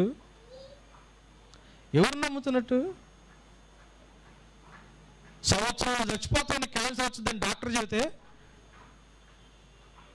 మంచి పర్సంటేజ్ మార్కుల కోసం, మంచి ఉద్యోగం కోసం ప్రయత్నం చేస్తామండి. చేయడం నేను తప్పని అంటలా. మన యాటిట్యూడ్ దేని మీద ఎక్కువ ఉంటుంది? రేపుడు దాకా నీకు గ్యారంటీ లేదని దేవుడు బైబిల్లో చెబితే మనం జీవితాంతం ప్రశాంతంగా జీవించడానికి మనం ప్లాన్లు వేస్తుంటాం. దేవుడు అంటే భయం లేదు బేసికల్గా. అటువంటి భయం లేకపోతే గమనించండి, మనం దేంట్లో ఉన్నట్టు? మోసంలో ఉన్నట్టు. అది మోసం. దేవుని చిత్తమైతే చెయ్యాలి. కానీ ఈ రోజుకి దేవుడి ముందు నేను సరిగ్గా నిలబడాలి అని ప్రతిరోజు మన జీవితాన్ని దేవుడి ముందు చెక్ చేసుకునే అలవాటు లేకపోతే, జీవితం గురించి ప్లాన్ చేసుకునే ప్రతి ఒక్కరి గురించి చెబుతున్నానండి. అది ఈరోజు దేవుడి ముందు నిలబడటానికి ముందు ప్రయారిటీ ఇచ్చి, ఈరోజు దేవుడి ముందు నిలబడటానికి నాకు అర్హత ఉంది అని ముందు ప్రయారిటీ ఇచ్చి, దాని తర్వాత రేపటి గురించి ఆలోచించండి. ఈరోజు దేవుని ముందు నిలబడే అర్హత మనకు లేకపోతే రేపటి దాకా కూడా ఆలోచించడానికి ధైర్యం చేయబాకండి. ఎందుకంటే నాకు ధాన్యం వచ్చేసింది, నా కొట్లు నిండిపోయినాయి, నా కొట్లను నేను విస్తరించుకున్నాను, గోడౌన్లు పెంచుకున్నాను, నా ప్రాణము తినుము తాగుము సుఖించుమని కాలు మీద కాలేసుకుని టీవీ చూస్తుంటే, వెరివాడ ఈరోజు నైట్ నేను నిన్ను పిలుస్తాను, రేపు నీ బ్యాంక్ బ్యాలెన్స్ ఆడా, నీకు వచ్చిన పర్సంటేజ్ దేనికి అంటే ఎవరికి చెప్తాం మనం? ఎవరికి చెప్తాము? ఎంతో గర్వంగా చూసా అగస్టిన్ కీబోర్డ్ వేస్తుంటా ఏళ్ళని ఎట్లా వేస్తున్నాడని. చనిపోయిన శవానికి ఈ ఏళ్ళు ఇరిగిపోయి డెడ్ బాడీ మీద అట్లా పడిపోయి ఉన్నప్పుడు అదే చేయని చూసి, ఆ రోజు పొద్దున అక్కడెక్కడో యూత్ మీటింగ్ కోసం అబ్బాయికి ఫోన్ చేయాలనుకో, సాయంత్రం న్యూస్ని రాత్రికి ఆ చెయ్యనట్టు చూసిన తర్వాత ఎవడి ప్లాను, ఎవడి టాలెంటు, ఎవడు గొప్పదనం, ఎవడు మార్కులు, ఎవడు పర్సంటేజీలు, ఎవడు అబిలిటీలు దేనికి మనకు వస్తాయి?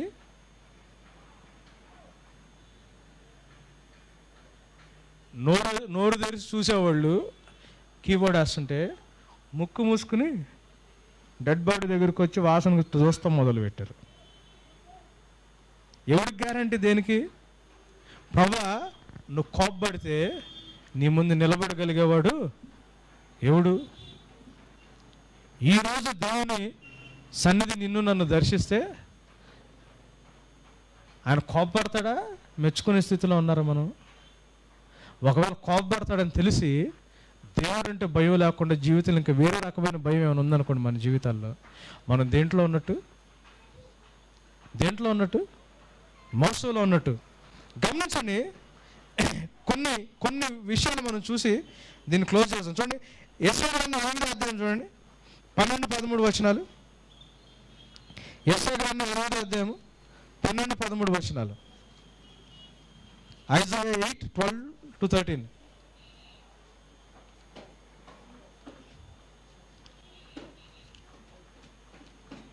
అంత గ్యారంటీ దానియేలు గురించి దేవుడికి ఎందుకు వచ్చింది అంటే, దానియేలుకు ఉన్న స్పెషల్ క్యారెక్టర్ ఏమీ లేదు. దానియేలు దేనికి భయపడలా, ఒక్కడు దేవుడికి భయపడ్డాడు. దానియేలుకి లయన్స్ డెన్ అంటే భయం లేక కాదు, రాజుగారి ఆజ్ఞను ధిక్కరిస్తే భయం లేక కాదు, అంతకంటే ఇంకెవరికి ఎక్కువ భయపడ్డారు? దేవుడి పట్ల భయం ఎక్కువ ఉంది కాబట్టి భయం ఇది పెద్దగా అనిపించలేదు దానికి. చూడండి, యెషయా గ్రంథం 8వ అధ్యాయము 12-13 వచనాలు చూడండి, చదువుతారమ్మా.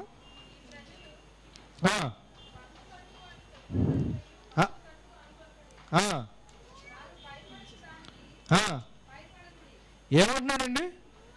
ఈ ప్రజలు బందుకట్టు అని చెప్పునదంతయు బందుకట్టు అనుకొనకుడి, వారు భయపడు దానికి భయపడకుడి.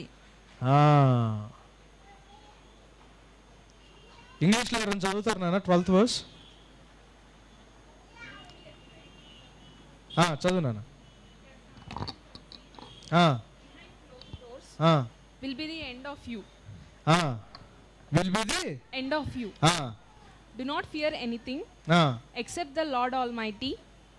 ఈ ఆజ్ఞ సలహా అండి. జనాలు భయపడేదానికి భయపడొద్దు. జనాలు దేని బట్టి మీకు అంత వస్తుందని చెప్తారో దాన్ని బట్టి మీరు భయపడొద్దని దేవుడు బైబిల్లో చెప్తున్నప్పుడు అది సలహానా ఆజ్ఞనా?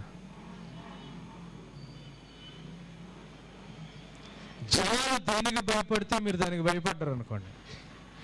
లోకస్తులకి బిడ్డల విషయంలో ఏది భయమో క్రైస్తవుల తల్లిదండ్రులకు కూడా బిడ్డల విషయంలో అదే భయం.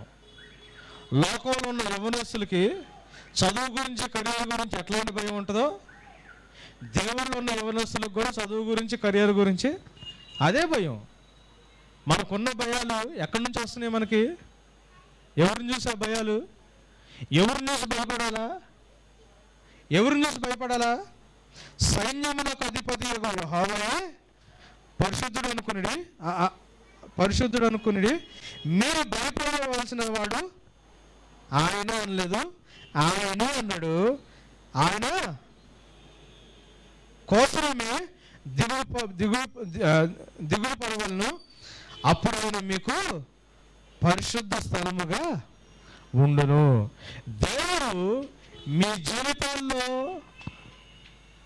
లేకపోతే మీ జీవితాన్ని ఆయనకు పరిశుద్ధ స్థలంగా ఎప్పుడు మార్చుకుంటాడు? మీ జీవితాలు ఎప్పుడు పరిశుద్ధంగా ఉంటే దేవుని ముందు? యేసయ్య ఏమన్నాడు? నేను పరిశుద్ధుని కాబట్టి మీరు కూడా పరిశుద్ధులుగా ఉండాలి. అటువంటి పరిశుద్ధత మనలోకి ఎప్పుడు వచ్చింది?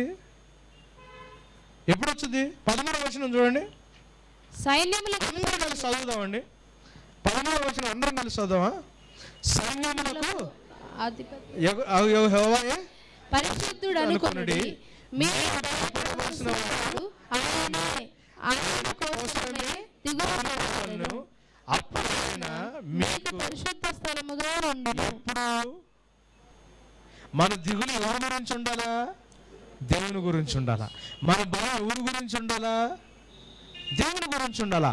అప్పుడు మాత్రమే 30 సంవత్సరాలకే మిగతా 60 సంవత్సరాల గ్యారంటీ ఎందుకు చెప్పాడు దేవుడు దానియేలు గురించి అంటే, దానియేలు దిగులు పడింది దేవుని విషయంలో, దానియేలు భయపడింది దేవుని విషయంలో. ఆయనకి వేరే దిగులు లేదు, ఆయనకి వేరే భయము లేదు. కీర్తనలు 34:11 చూడండి. సారీ మత్తయి సువార్త 10వ అధ్యాయం, మత్తయి సువార్త 10వ అధ్యాయం 28వ వచనం. మత్తయి సువార్త 10వ అధ్యాయం 28వ వచనం. మత్తయి సువార్త 10వ అధ్యాయము. అది పాత నిబంధన కదా అంటే, మరియు ఆత్మను చంపనేరక దేహమునే చంపు వారికి భయపడుడు గాని ఆత్మను దేహమును కూడా నరకములో నశింపజేయు వానికి మిక్కిలి భయపడుడి. ఎవరికి భయపడమంటున్నాడు? ఇది లూకా 12లో కూడా ఉంటుంది ఈ మాట, 4-5 వచనాల్లో. ఏమి తిందుమో ఏమి ధరించుకుందామో అని యోచన, శరీరం నాశనం అయిపోద్దని భయపడి యేసు ప్రభుని పడవలో నిద్ర లేపారు. దేవుడేమన్నాడు? ఎవరికి భయపడుతున్నారు బాబు మీరు, అల్ప విశ్వాసులారా అన్నాడు. ఈరోజు మన జీవితం గురించి కంగారు పడి దేవుడి దగ్గర వణుగుతా ప్రార్థన చేస్తే, జీవితంలో పరిస్థితులు బట్టి దేవుడు ఎంత గొప్ప విశ్వాసం, నా కోసం ఉపవాసం ఉండి ప్రార్థన చేస్తున్నాడు అంటాడా? అల్ప విశ్వాసం అంటాడు. ఎవరి గురించి భయం ఉండాలా? దేవుని గురించి. శరీరాన్ని నాశనం చేసేబట్టి వాళ్ళు కాదు భయం, ఆత్మని శరీరాన్ని రెండింటిని నాశనం చేసేవాడిని బట్టి భయం. 2 కొరింథీయులు 5:11 క్లోజ్ చేస్తున్నానండి. 2 కొరింథీయులు 5:11 2 వచనాలు ఫాస్ట్ చదువుదాం, వెళ్ళిపోదాం. 2 కొరింథీయులు 5:11 కావున మేము ప్రభు విషయమైన భయమును ఎరిగి మనుషులను ప్రేరేపించుచున్నాము, మేము దేవునికి ప్రత్యక్షపరచబడిన వారము. ఏమన్నాడు? దేవునికి ప్రత్యక్షపరచబడిన వాళ్ళం కాబట్టి ఎవరు భయం ఎరిగి? ప్రభు యొక్క భయం ఎరిగి మనుషులు ఏం చేస్తున్నాము? మనుషుల ప్రేరేపణ వల్ల మేము భయం కలిగి ప్రత్యేకించబడిన ప్రాబ్లం ఏంటంటే, మనుషుల ప్రేరేపణ వల్ల మనకు భయం, ప్రభు ప్రేరేపణ వల్ల మనకు భయం కాదు. మనుషుల ప్రేరేపణ వల్ల మనకు భయం వచ్చింది, కానీ దేవుడు ఏమంటున్నాడు అంటే, ఇక్కడ దావీదు ప్రత్యేకించబడినాడు కాబట్టి ప్రభు ప్రేరేపణ వల్ల నాకు భయం ఉండి నేను మనుషుల్ని ఏం చేయాలా? ప్రేరేపించాలి. మీ జీవితం నుంచి ఎంతమంది మీ స్నేహితులు ప్రేరేపించబడ్డారు? ఎంతమంది మీ స్నేహితులు దేవుళ్ళలోకి వచ్చారు? ఆలోచించండి. మీ ఇంటి పక్కన వాళ్ళు, మీ ఇంట్లో వాళ్ళు, మీరు పని చేస్తున్నప్పుడు మీ పక్కన ఉండేవాళ్ళు, మీరు చదువుకుంటున్నప్పుడు మీతో ఉండే స్నేహితులు, ఎంతమంది మీ చేత ప్రేరేపించబడి దేవుని దగ్గరికి వచ్చారు? ఎంతమంది ప్రేరేపించబడి దేవుడి దగ్గరికి వచ్చారు? ఎన్ని ఆత్మలు రక్షించబడ్డాయి? అటువంటి జీవితం లేదనుకోండి, మీకేం భయం ఉంది? మనుషుల ప్రేరేపణతో వచ్చిన భయం ఉండి ఆ మనుషులతో పాటు జీవిస్తున్నారు. దేవుని పట్ల భయం ఉన్నట్టయితే దేవుని భయం చేత ప్రేరేపించబడి మనుషుల్ని దేవుని భయం చేత ప్రభావితం చేయబడి ఎవరిని ప్రేరేపించేవాళ్ళు మీరు? డిసెప్షన్ అండి ఇది. మీరు డిసెప్షన్లో ఉన్నారో లేదో చెక్ చేసుకోవడానికి ఇది మార్గం. దేవుని దగ్గరికి ఎంతమందిని నడిపించారు? ఎంతకాలం అయింది నడిపించి? ఎన్ని ఆత్మలు రక్షించగలిగారు? దేవుని దగ్గర నుంచి దేవుని దగ్గరికి మనుషుల్ని ప్రేరేపించి ఆత్మలు రక్షించడానికి రక్షించి ఎంతకాలం అయిపోయింది? ఒకవేళ అది జరగట్లేదు అనుకోండి, మీకున్న భయం ఎవరి నుంచి వచ్చింది తెలుసా? లోకం నుంచి వచ్చిందని. అందుకని లోకానికి కాంప్రమైజ్ అయ్యి లోకంతో పాటు జీవిస్తున్నారని. కానీ దేవుని పట్ల భయం ఉన్నట్టయితే ఆ భయాన్ని బట్టి మీరు ఏం చేసేవాళ్ళు? మీ పొరుగు వారిని ప్రేరేపించి దేవుని దగ్గర తీసుకొచ్చేవాళ్ళు. కానీ మీ పొరుగు వారి పట్ల అంటే మీకు లోకం పట్ల ఉన్న భయాన్ని బట్టి మీరు ఏం చేస్తున్నారు? పొరుగు వారితో పాటు జీవిస్తా దేవుని దగ్గరికి ఆత్మలు తీసుకురాలేకపోతున్నారు. అటువంటి స్థితిలో ఉంటే అదేమైపోద్ది? మోసం. Know that you are living in deception. 2013లో కనీసం ఒక్క ఆత్మను పట్టుకున్న వాళ్ళు ఎంతమంది ఉన్నారు చూపించండి. ఎత్తగలరా? 2012లో ఎన్ని ఆత్మలు తీసుకొచ్చారు దేవుని దగ్గరికి? 2011లో ఎన్ని ఆత్మలు తీసుకొచ్చారు దేవుని దగ్గరికి? ఎంతమంది కనీసం ప్రేరేపించబడి దేవుని దగ్గర నీ దేవుడు నిజమైన దేవుడని ఎంతమంది నీ జీవితాన్ని చూసి ప్రేరేపించబడి ఆ దేవుని వెతకడం మొదలు పెట్టారు? ఎంతమంది వెతకడం మొదలు పెట్టారు? నేను ఒకప్పుడు కొన్ని ఫ్యామిలీస్ని చూసి, నేను టైం తీసుకుంటాను, నన్ను క్షమించండి, కొన్ని ఫ్యామిలీస్ని చూసి వీళ్ళు చాలా ఎక్కువ చేస్తున్నారేమో అనుకున్న దేవుళ్ళలోకి రాకముందు. భయపడిపోయేవాళ్ళు.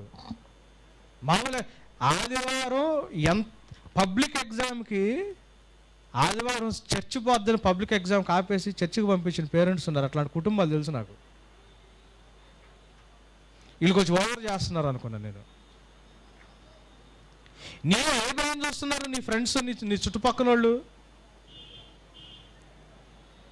సంవత్సరం, 2 సంవత్సరాలు, 3 సంవత్సరాలు, 4 సంవత్సరాలు, 5 సంవత్సరాలు, 6 సంవత్సరాలు మన పక్కన ఉన్నోళ్ళు నీలో ఏదో వాళ్ళు ఏ భయాన్ని చూస్తున్నారు? దేవుడి పట్ల మనకున్న భయాన్ని చూడగలుగుతున్నారా? అయ్యో దేవుడు చెప్పాడు నేను లేకపోతే ఆ దేవుడి పట్ల నీకున్న భయాన్ని నీ ఫ్రెండ్స్ కానీ నీ పక్కన ఉన్న వాళ్ళు కానీ గమనించగలిగారు నీ లైఫ్లో? నువ్వు ఏ దేవుని చూసి భయపడుతున్నావో, నీకున్న భయభక్తులను చూసి, నీకున్న రెవల్యూషన్ ఫియర్ చూసి ఆ దేవుని పట్ల ఆకర్షించబడి వాళ్ళు ఇన్ఫ్లుయెన్స్ అయ్యారు. ఎంతమంది ఇన్ఫ్లుయెన్స్ అయ్యారు? ఎంతమంది నిజ దేవుడి దగ్గరికి రాగలుగుతున్నారు? ఒకవేళ అటువంటి జీవితం లేకపోతే మనం మోసంలో ఉన్నామండి. మనం మోసంలో ఉన్నాం. వాక్యాన్ని ఊరికని వినేసి ఆదివారం చర్చికి వచ్చి సోమవారం నుంచి మళ్ళీ Sunday Christians, Sunday believers, Monday మళ్ళీ లోకస్తులుగా మారిపోవద్దు దయచేసి. మన జీవితం రూపాంతరం చెందకపోతే సంఘానికి రావడం అనవసరం.